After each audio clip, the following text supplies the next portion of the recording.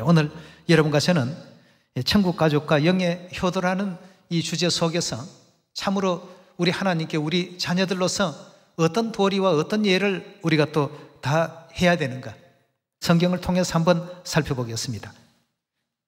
요 근래에는 뭐 현 시대가 다가 그런 건 아니겠습니다만, 시대의 어떤 그 조류가 부모는 나중이고 자식이 우선이 되어버리는 이런 어떤 시대로 많이 바뀌어가고 있습니다.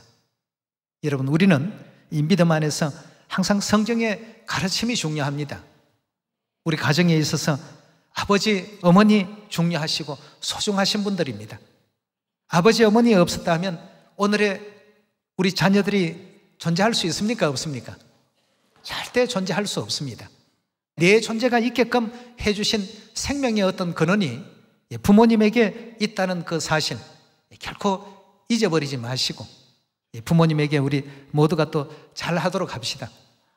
그래서 어머니 하나님께서 우리 자녀들에게 주신 그 많은 말씀 속에 부모님과 자주 이렇게 접할 수 없는 입장에 있는 분들은 전화라도 종종 드리시고, 가까이서 또 접할 수 있는 사람들은 또 인사라도 자주 드리시면서 천국으로 인도할 수 있는 그런 입장이 된다면 가장 좋은 효도를 우리가 다 하는 것이라고 말할 수 있지 않겠습니까? 그런 이제 그 가르침이 늘 계셨기 때문에 우리 신명기서 27장 말씀부터 한번 살펴보도록 합시다. 오늘은 성경을 좀 많이 찾아야 될 것 같습니다. 우리 하나님께서 이렇게 부모님에 대한 교훈을 많이 주셨구나 하는 내용과 더불어서 이런 내용을 주신 이유가 어디 있는가를 우리가 잘 한번 새기면서 살펴보도록 합시다. 27장 16절의 말씀 보시면, 그 부모를 경홀히 여기는 자는 저주를 받을 것이라 할 것이요, 모든 백성은 여기에 대해서 어떻게 하라고요? 아멘 할 것이라 하고 있습니다. 여러분, 하나님 말씀이십니다. 부모를 결코 경홀히 여기거나 박대하지 마십시오. 힘이 이제 없어졌다, 또 귀가 잘 들리지 않는다, 모든 것이 다 부족하고 우리 눈에 보기에 어려워 보일 때 엄마는 왜 그렇게 하느냐, 왜 그런 실수를 하느냐 하고 탓해서는 안 되겠습니다. 부모님의 그 입장들을 전부 이해할 수 있어야 됩니다. 여러분도 다 그 연세가 되시면 그보다도 아마 더 할지도 모릅니다. 그럴 때 항상 우리 어릴 때 우리를 양육하시느라고 얼마나 또 수고하셨을까 생각하시면서 하나님께서 주신 부모님에 대한 이 가르침을 실천할 줄 아는 우리가 되어야 되겠습니다.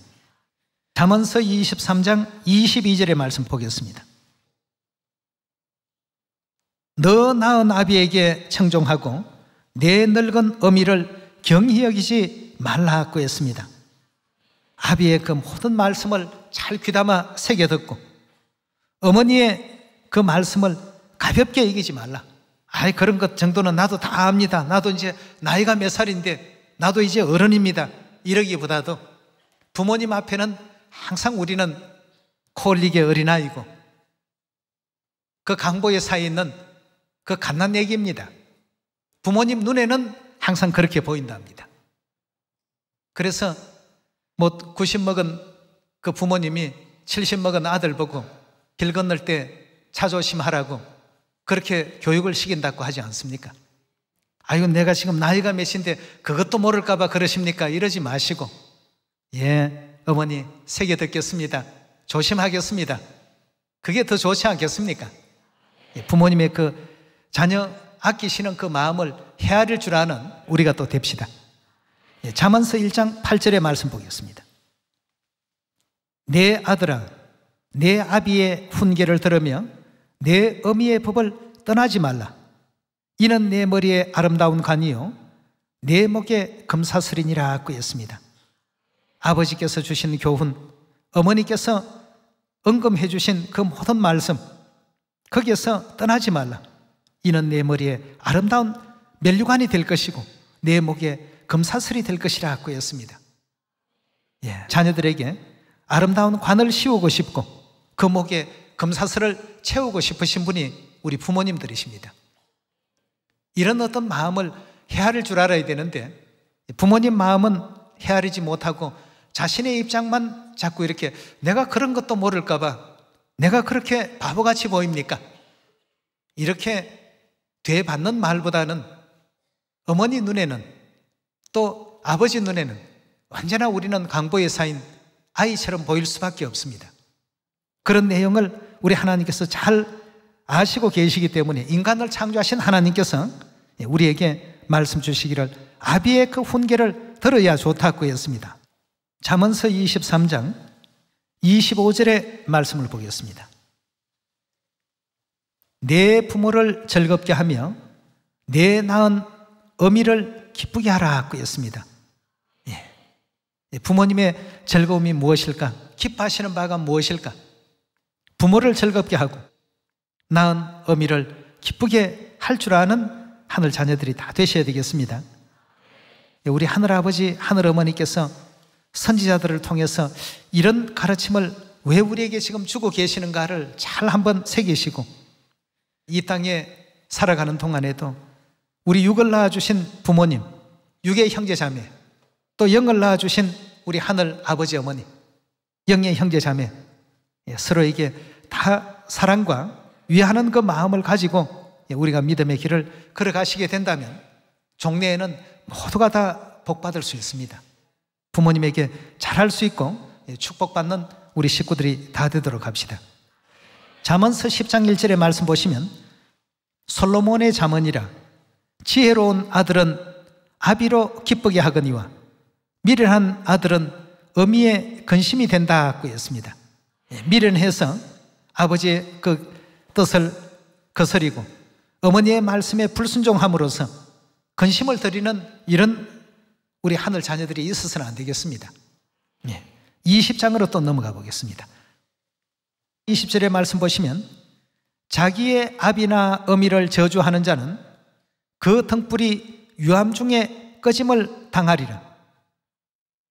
여기에 지금 주신 말씀도 아버지나 어머니를 결단코 노엽게 하거나 저주하는 자가 되어서는 안 되겠습니다. 골로새서 3장 20절의 말씀 보시면 자녀들아 모든 일에 어떻게 하라고요? 부모에게 순종하라. 이는 주 안에서 기쁘게 하는 것이니라. 성경은 말씀 주시기를 주 안에서 부모에게 잘 순종하는 삶을 살라고 이렇게 일깨움을 주셨습니다. 자녀들아 모든 일에 부모에게 순종하라.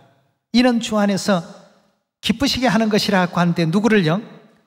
하나님을 기쁘시게 하고 부모님을 기쁘시게 하는 그런 일로 아름다운 그 결과가 반드시 나타나게 될 것입니다. 성경에 이토록 많은 부모님에 대한 부분들을 언급하고 계신 그 이면 중에 결국 우리 살리시려 육체의 장막 서시고 이 땅까지 오셔서 사람들에게 멸시를 당하시고 또 조롱을 받으시고 피파까지 받으시면서도 자녀들 구원하는 그 일에 모든 것을 다 바치신 하늘아버지, 하늘어머니의 위대하신 그 사랑이 실상은 그 속에 다 또 숨겨져 있다는 사실들을 언제나 잊지 않는 우리가 되어야 되겠습니다. 우리 계속해서 레위기 19장 말씀 한 말씀 더 찾아보도록 합시다. 19장 3절의 말씀 가운데도 너희 각 사람은 부모를 경외하고 나의 안식일을 지키라고 하셨는데 오늘 지금 이 시간이 바로 여기에 딱 적합한 시간이 되겠습니다. 자, 그렇다면 여러분과 함께 어떻게 하면 우리는 영예의 가족 하늘아버지 어머니께 효의 도를 다 할 수 있을까? 이 문제에 대해서 지난 역사 속에서 몇몇 말씀을 찾아가 보도록 하겠습니다. 마태복음 22장 34절입니다. 예수께서 사두개인들로 대답할 수 없게 하셨다 함을 바리새인들이 듣고 모였는데 그 중에 한 율법사가 예수를 시험하여 묻되 선생님이여 율법 중에 어느 계명이 크니까? 예수께서 가라사대 내 마음을 다하고, 마음을 다한다라고 하는 것은 조금의 1%도 남김없이 모든 마음을 다 바친다는 뜻 아니겠습니까? 마음을 다하고 목숨을 다하고 뜻을 다하여 주 너희 하나님을 사랑하라 하고 했습니다. 하나님은 자녀된 우리 입장에서는 누구시죠? 아버지시고 어머니십니다. 아버지 어머니를 우리가 격려할 때 그냥 아버지 어머니께 예배하러 왔습니다, 아버지 어머니를 섬깁니다, 이런 정도가 아니고 뭘 다 하라고요? 마음을 거기에 다 쏟으라고 했습니다. 그리고 뜻을 어떻게 해요? 거기에 다 쏟으라는 뜻입니다. 예. 하나님은 우리를 살리시려 당신의 거룩한 하늘 끝 옥자도 다 뒤로 하셨습니다. 이 땅에 오시지 않았더라고 한다면 십자가에 못 박히실 이유가 어디 있겠습니까? 피조물인 인생들에게 조롱당하실 일이 무에 있겠습니까? 그러나 이 땅에 우리 자녀들 구원을 위해서 그 모든 것을 다 뒤로 하시고 버리셨습니다. 이사야 53장의 말씀을 보면 이 땅에 오셔서 찔리움도 당하시고 또 가시면류관도 쓰시고 채찍도 당하시고, 그러나 그 어떤 자녀 하나도 그런 일을 왜 당하는지 이유를 알지를 못했더라고 했습니다. 그러나 그가 찔림은 뭐라고 했죠? 우리의 허물을 인하며 그가 상함은 우리의 죄악을 인함이라. 우리 죄 때문에 그런 일이 벌어졌고 우리의 어떤 수만 가지의 허물 때문에 하늘 부모님이 그런 고초를 겪으시는데, 부모님은 자녀에 대해서 한없는 사랑을 이와 같이 베풀어 주시는데 자녀된 우리들은 그 은혜에 대해서 아무것도 모르고 부모님이 찔리시는 그 아픔 속에도, 우리 죄 때문에 괴로워하시는 그 순간 속에도 내 어떤 기쁨과 내 즐거움만을 추구한다는 것은 이건 하늘 부모님에 대한 도리가 아니죠. 그래서 마태복음 22장에 예수님께서 이 땅에 오셔서 친히 제일 크고 첫째 되는 계명을 뭐로 잡아놓으셨습니까? 효도로 잡아놓으셨습니다. 하늘 부모님에 대해서 어떻게 하라고요? 마음을 다하라. 그 다음에요, 뜻을 다하라. 그 다음에요, 목숨을 다하라. 성품을 다하라. 이것이 가장 크고 첫째 되는 이와 같은 계명이라고 했습니다. 하늘 가문에 있어서는 가장 첫 번째 가훈입니다. 마음을 다하고 뜻을 다하고 목숨을 다하고 성품을 다하여 주 너희 하나님을 사랑하라.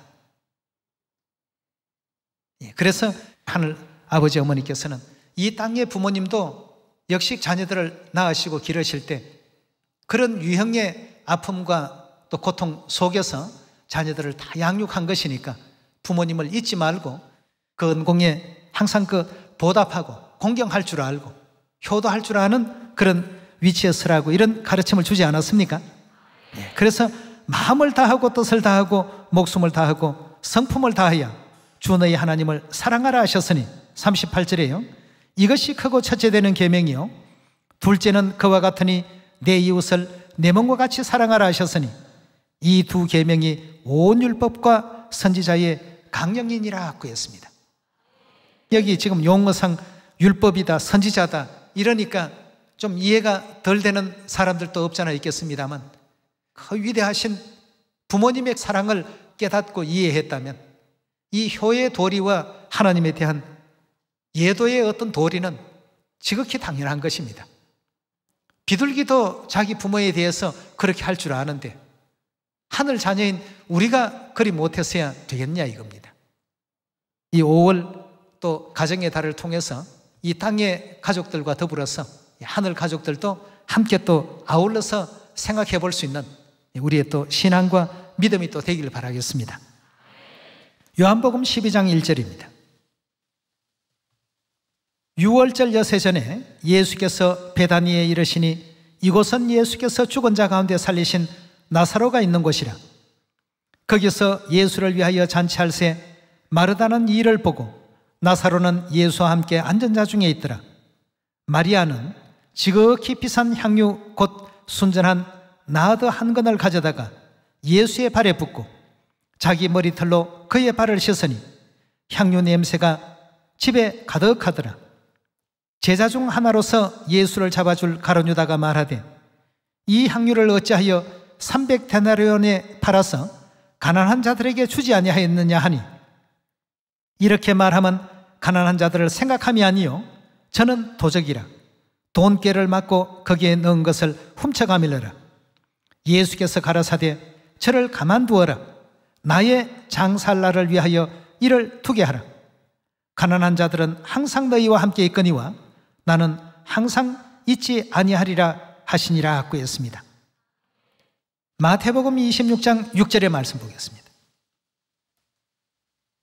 예수께서 베다니 문둥이 시몬의 집에 계실 때 한 여자가 매우 귀한 향유 한 옥합을 가지고 나와서 식사하는 예수의 머리에 부으니 제자들이 보고 분하여 무슨 의사로 이렇게 허비하느냐, 이것을 많은 값에 팔아 가난한 자들에게 줄 수 있었겠도다 하거늘 예수께서 아시고 저희에게 이르시되 너희가 어찌 이 여자를 괴롭게 하느냐, 저가 내게 좋은 일을 하였나니라. 가난한 자들은 항상 너희와 함께 있거니와 나는 항상 함께 있지 아니하리라. 이 여자가 내 몸에 이 향유를 부은 것은 내 장사를 위하여 함이니라. 내가 진실로 너희에게 이르노니 온 천하에 어디서든지 이 복음이 전파되는 곳에는 이 여자의 행한 일도 말하여 저를 기념하리라 하시니라 하고 했습니다. 여러분, 제가 왜 이 내용을 여러분들에게 전해드렸다고 생각하십니까? 마리아의 아름다운 이 행적은 가룟유다와 같은 사람들이 볼 때는 예수님에 대해서 행하는 모든 일들이 허비하고 없애는 것처럼 보일지 모르겠습니다만, 예수님은 우리 영의 누구십니까? 아버지시고 마리아는 자녀입니다. 자녀된 입장에서 우리 죄인들을 구원하기 위해서 이 땅까지 오신 하늘 부모님에 대한 효의 그 도를 많은 어떤 부분 중에 한 부분을 지금 행하고 있는 것입니다. 세상에 아무리 값진 것으로 봉헌한다 할지라도 그것이 하늘의 것의 가치와 비교할 수가 있겠습니까? 마리아는 그런 마음으로 향유 한 옥합을 깨트려서 예수님 머리에도 발에도 그렇게 붓고 자기 머리털로 그 발을 또 씻기는 입장에 있었고, 예수님께서는 이 복음이 전파되는 곳에는 이 여자가 행한 이 아름다운 이 일을 전부 전해주라고 했습니다. 왜 이렇게 전해주라고 했냐면 이것이 하늘 부모님에게 행하는 하나의 어떤 아름다운 효의 내용으로서 어떤 곳이든 이 복음이 전파되는 곳에는 이 여인의 행한 일들을 전부 전하고 알려주라고 했습니다. 그러나 여기에 반대되는 어떤 입장을 취한 사람도 있었습니다. 가룟유다였죠. 그걸 말이지 그 비싼 것을 아깝게 그렇게 허비하다니 가난한 자들에게 나눠주는 게 더 낫지 않겠는가? 요한복음에 보니까 저는 도적이라 돈깨 넣은 것을 훔쳐가밀러라 하고 되어 있지 않습니까? 생각이 전혀 달랐습니다. 마리아는 오직 예수님의 이 땅에 오신 그 이유와 이 땅에서 우리 죄를 위해서 당하실 어떤 그 고난을 생각했고, 가룟유다는 오직 그 돈에만, 물질에만 관심이 있었습니다. 여러분, 5월은 가정의 달입니다. 물론 5월이라는 이 한 달만 부모님을 생각하자는 것은 아니죠. 그동안 또 바쁘게 살다가 보니까 이것저것 다 잊어버리고 그저 일에만 몰두하면서 매달려 살아왔던 우리들이었습니다. 가정에 가면 또 가정사의 일들이 태산 같고, 이래서 자주 부모님에 대한 여유 있는 어떤 시간들을 가져보지 못한 우리들이었습니다. 하늘아버지 어머니에 대해서 과연 우리 자녀들이 어떤 도리로서 하늘아버지 어머니를 또 영접해야 될까? 여러분, 성경에 기록되어 있는 이 모든 내용들을 하나의 어떤 그냥 사건 정도로 우리가 이해해서는 안 됩니다. 예수님께서 이 말씀을 하실 때 분명한 이유가 있습니다. 하늘 부모님의 그 사랑과 우리가 하늘 부모님을 생각하는 어떤 그 마음에는 우리 자녀들은 하늘 부모님의 그 마음에 수억만 분지 1도 따라갈 수가 없습니다. 육신의 부모와 자녀 간의 관계도 뭐 비슷하지 않겠나 하는 생각이 들겠습니다만 영적인 크기가 훨씬 더 크다고 봐야 되겠죠. 우리 자녀들을 속량 주시기 위해서 엄청난 우리 죄를 부모님이 다 뒤집어 쓰셨습니다. 그리고 내가 당할 그 아픔을 부모님이 대신 당하셨고, 내가 맞을 채찍을 부모님이 대신 맞으시고, 내가 당할 그 고초를, 내가 당할 모든 모멸과 비난을 부모님이 나 대신에, 나는 거기에서 다 해방되게 해주시고, 그 일을 다 묵묵히 받으시면서 그 십자가의 그 길을 외롭게 걸어가실 때, 베드로도 주위의 어떤 환경이 두려워서 잠시 잠깐이지만 부인했습니다. 제자들 다 도망가 버렸습니다. 우리가 죽으면 죽었지 주를 버리지는 않겠습니다 하고 당찬 결의를 했던 그들의 그 결심과 결의가 한순간에 다 무너져 버렸습니다. 가룟 유다는 또 언전 삼심 받고 예수님을 또 팔기까지 하죠. 이런 외로운 길을 그래도 미흡도 아니하시고 우리 죄를 위해서 그 길을 걸어가 주신 우리 하늘 부모님이십니다. 우리 위한 일이 아니었다고 한다면 그런 비방, 모욕 당하실 필요가 있습니까? 회방 받으실 필요가 있습니까? 온 우주를 다스리는 그 영화로운 자리에 계셔도 참 못하실 것인데 우리 자녀들의 그 죄를 사해 주시려고 작은 이 지구별에 관심을 갖고 내려오셨다는 것이 중요하지 않습니까? 네. 이 효의 어떤 도라고 하는 것이 우리가 하나님께 뭘 잘한다가 하는 것이 아닙니다. 이건 마땅한 일입니다. 마땅한 일인데도 불구하고 그렇게 하게 될 것 같으면 부모님은 작은 걸 해도 굉장히 참 크게 얘기해 주시고 또 크게 칭찬하시고 우리가 더 많은 걸 받았는데 말이죠. 일전에 우리 한 목사님께서 이제 그런 얘기를 하시는 걸 들었습니다. 부모님이 밖에서 큰 봉지에 사탕을 사오셨습니다. 부모님이 수고하신 땀을 흘리신 그 대가로 사탕을 사서 자녀에게 주셨습니다. 그럼 자녀는 그걸 가지고 거기에서 봉지를 열어서 엄마 하나, 아빠 하나, 또 오빠 하나 하나씩 나눠주는 것을 볼 때 아빠가 어떻습니까? 받으면서 그래 고마워. 실제 고마워해야 될 사람 누굽니까? 그 선물을 받은 자녀가 감사합니다 해야 되는데 받는 것이 당연한 것처럼 여기고 아빠가 사오신 것을 하나 꺼내주니까 아빠는 너무너무 감격해하고 엄마도 너무너무 감격해합니다. 참 이상하지 않습니까, 여러분? 이치적으로는 맞지 않는 일입니다. 아빠가 거기서 꺼내서 하나씩 이렇게 나눠줘 버리시면 될 것을 자녀에게 주셔서 자녀의 그 손을 통해서 다시금 이렇게 받으실 때 부모님은 그걸 그냥 받지 않습니다. 몇백 배, 몇천 배, 몇만 배 축복을 허락하시는 것이 이 땅의 부모님의 마음이듯이 하늘 부모님 역시 마찬가지십니다. 예, 그래서 마태복음 26장에 마리아의 이와 같은 그 행위는 단지 2000년 전에 어떤 이스라엘 나라에 있었던 한 사건 정도로만 우리가 보실 것이 아니라 마리아가 영의 그 가정에서 하늘 부모님에게 이렇게 함으로써 축복받은 교의 도를 다한 사람이었구나. 이런 내용으로 우리 모두가 또 이해하고 받아들이셔야 되겠습니다. 마태복음 8장 5절의 말씀 보시면 예수께서 가버나움에 들어가시니 한 백부장이 나와 간구하여 가로되 주여 내 하인이 중풍병으로 집에 누워 몹시 괴로워하나이다. 가라사대 내가 가서 고쳐주리라.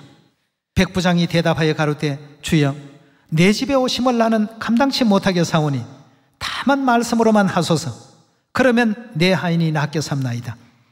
나도 남의 수하에 있는 사람이요 내 아래도 군사가 있으니 이들어 가라 하면 가고 저들어 오라 하면 오고 내 종들어 이것을 하라 하면 하나이다. 예수께서 들으시고 기이 여겨 쫓는 자들에게 이르시되 내가 진실로 너희에게 이르노니 이스라엘 중 아무에게도 이만한 믿음을 만나보지 못하였노라. 또 너희에게 이르노니 동서로부터 많은 사람이 이르러 아브라함과 이삭과 야곱과 함께 천국에 앉으려니와 나라의 본자손들은 바깥 어두운 데 내어 쫓겨서 거기서 울며 이를 갈미 있으리라. 예수께서 백부장에게 이르시되 가라, 내 믿은 대로 될지어다 하시니 그 시로 하인이 나으니라 하고 했습니다. 여러분, 여기에도 지금 보니까 백부장은 예수님 작은 수고라도 끼치고 싶은 마음이 없었습니다. 백부장이라고 한다면 100명의 부하를 거느리고 있는 사람입니다. 그런 어떤 위치에 있는 그 입장인데, 이 사람 보고 하라 하면 가고 오라 하면 다 오는데 말씀으로만 하셔도 좋겠습니다 하니까 예수님께서 이스라엘 사람 중에 이런 믿음을 가진 사람은 처음 본단 말이죠. 쉽게 얘기하면 이런 영적 효성을 지닌 사람을 처음 본다는 얘기입니다. 마리아가 그래 했고 백부장이 그러하고, 비둘기가 자기 엄마가 위까지 앉아 있으면 거기에서 하나 둘 헤아려 가지고 그 미물이 무슨 산수를 알겠습니까? 무슨 숫자 수학을 수리를 공부했겠습니까? 하나 둘 셋 헤아려서 세 가지 밑에 자기가 그 앉는다고 하는 이런 어떤 그 이치를 바라보게 되면 말이죠. 미물도 예를 알더라는 것입니다.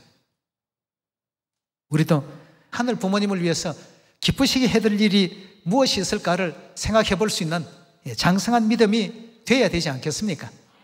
아브라함도 믿음이 좋다라고 표현했습니다만 사실은 효도를 잘했습니다. 그렇지 않습니까? 아브라함이 아들 이삭을 모리아산에 번제물로 바치라고 하니까 아무 생각 안 했습니다. 얘는 독자라서 안 되고 뭐 100살에 낳아서 안 되고 뭐 더 이상 이제 낳을 수 없기 때문에 안 되고, 이게 아니고 하나님에 대한 지극한 효성으로서 순종했습니다. 그래서 우리 순종이라는 이와 같은 표현은 요한계시록 14장에도 나오는 어떤 표현입니다만 어디로 인도하시든지 따라가는 이와 같은 성도들이라는 표현이 나오지 않습니까? 네. 어디로 인도하든지 따라간다라고 하는 것은 그만큼 하나님에 대한 효의 도를 다 할 줄 아는 사람들이 이 땅에서 구원을 받고 이 땅에서 영원한 천국에 들어갈 수 있는 사람들로서 하나님께서 또 허락해 주셨고, 그 도를 이제 우리가 터득해 가는 것입니다. 이 신앙이라는 어떤 중간 매체를 통해서 하나씩 하나씩 우리의 어떤 지난날의 잘못된 습관과 잘못 배웠던 그 생각들, 잘못 분별하고 판단했던 일들 전부 버리고 하나님께 효도하는 그 길을 우리가 지금 선택하고 있습니다. 그걸 성경에서는 믿음이라고 이렇게 말하고 있을 뿐이죠. 효도라는 단어를 믿음과 순종이라는 단어로 바꿔놓았을 뿐입니다. 아브라함이 그래 했습니다. 노아가 그 어려운 일을 어떤 마음으로 했습니까? 하나님에 대한 효의 마음으로 했습니다. 하나님께서 분부하셨으니까. 그 요구받은 사항이 너무나도 참 큰 사항이었습니다. 어려웠죠. 힘든 상황 아니겠습니까? 100m가 넘는 방주를 지으라고 하셨고, 키도 없고 돛대도 없는 설계도를 주시면서 그대로 하라고 하니까, 하나님 여기는 왜 돛대가 없습니까? 동력을 얻으려면 돛대를 세워야 되는데 그 돛대를 뭘로 움직여야 됩니까? 여기 지금 설계도면에는 없습니다. 그리고 우측으로 가든 좌측으로 가든 방향을 잡으려면 키가 있어야 되는데 키는 왜 없습니까? 여러분, 한마디인들 노아가 대꾸를 했습니까? 정말 영적 효자들이 얼마나 효의 도를 다하면서 하나님을 지극하게 깨닫고 효의 도를 다 행하는지 말이죠. 그랬던 그들을 하나님께서는 신약까지 와서 모본으로 전부 세워놨습니다. 이들이 행한 행적을 보란 말이죠.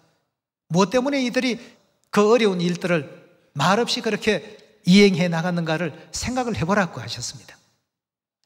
여러분, 이 땅의 일도 그렇고 천국의 일도 그렇습니다만 올바른 효도의 그 마음을 가지고 부모님을 대할 줄 아는 우리가 되어야 됩니다. 효도하라고 하니까 전화 몇 번 하고 나 효도 다 해서 이러지 마시고 진심 어린 사랑의 그 마음을 가지고 부모님을 바라볼 줄 아셔야 되겠습니다. 그럴 때 성경에서 말씀하시는 부모님을 기쁘게 해드릴 수 있고 부모님의 말씀에 순종할 수가 있고 부모님과 더불어서 아름다운 생애할 수 있는 여러분과 제가 될 수 있지 않겠습니까? 우리 남은 모든 시간도 영적 아브라함처럼, 또 영적 노아처럼, 또 어려운 가운데서 복음을 열심히 또 전파했던 사도 바울처럼, 또 베드로처럼 모두가 보면 영적 효자들이었습니다. 하나님의 우리 위한 사랑을 전부 이해했기 때문에 나온 효도였지, 그냥 어떤 율법 조문에 이렇게 하시오 하고 강제되어서 했던 일이 아닙니다. 그래서 우리 진리는 새 언약의 도라고 하지 않습니까? 도를 이해해야 되겠습니다. 도를 닦아야 되고 도를 터득해야 되겠습니다. 그렇게 해서 이 세상을 또 정화시키고, 아버지 어머니께서 창조하신 이 세상이니까 이 세상도 아름답게 다 정화되는 가운데 하나님께 회개하고 온 인류를 다 이렇게 회개시켜서 함께 또 갈 수 있는 아름다운 천국길이 된다면 이보다 더 아버지 어머니께서 또 기뻐하실 일이 있겠습니까? 그래서 열심히 전하시고 열심히 또 회개시키고, 하나님과 우리의 관계를 분명하게 알려드리시고, 하나님이 우리 부모님이시고 그 부모님이 우리를 아끼시니까 이 땅까지 육체의 옷을 입으시고 사람들에게 멸시와 조롱을 받으시는 가운데서도 우리 구원을 위해서 이렇게 또 밤낮 없이 애쓰시고 헌신하신다는 것 알릴 수 있는 여러분과 제가 꼭 되셔야 되겠습니다. 오늘 천국 가족과 영의 효도에 대해서 말씀 살펴봤습니다. 감사합니다.